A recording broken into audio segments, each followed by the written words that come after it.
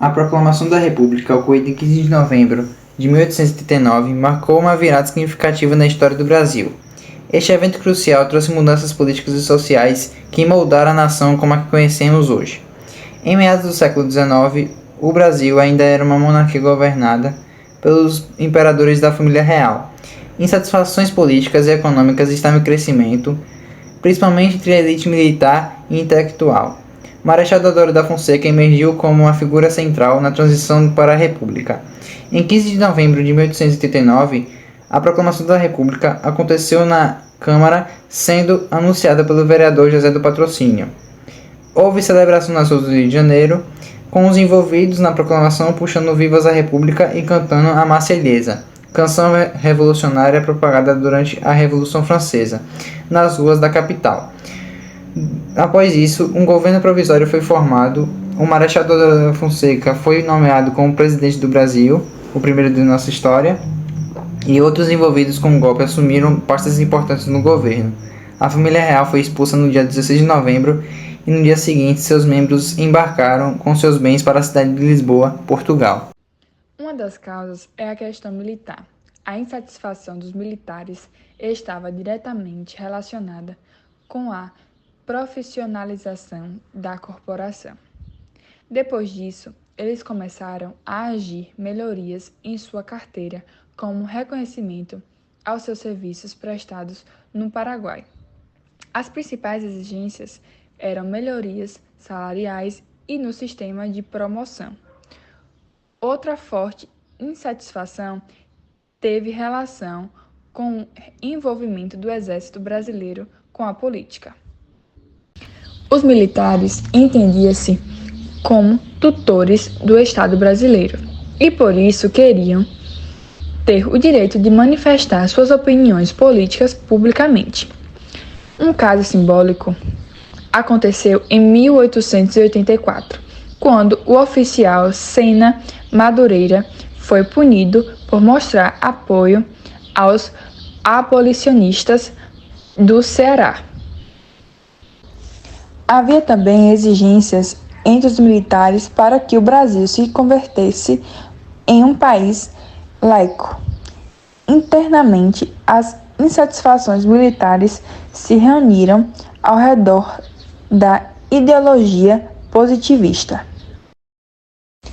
Questão religiosa, descontentamento da Igreja com o padroado exercido por Dom Pedro II, que interferia em demasia nas decisões eclesiásticas.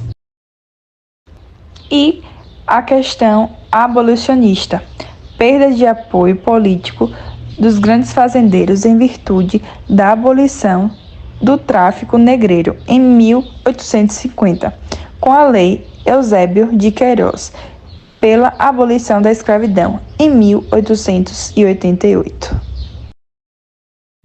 A Proclamação da República mudou radicalmente a história brasileira.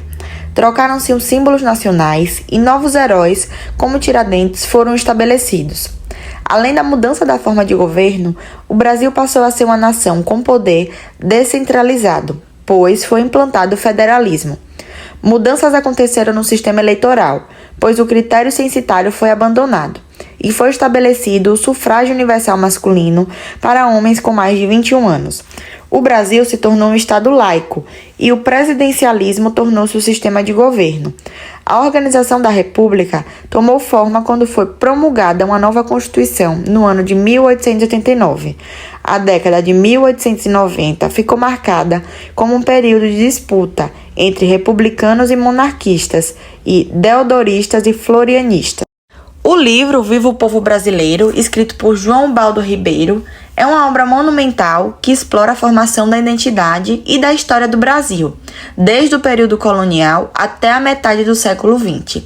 A obra faz uma crítica profunda às elites brasileiras e à maneira como as políticas, como a proclamação da República, muitas vezes servem apenas para manter o status quo.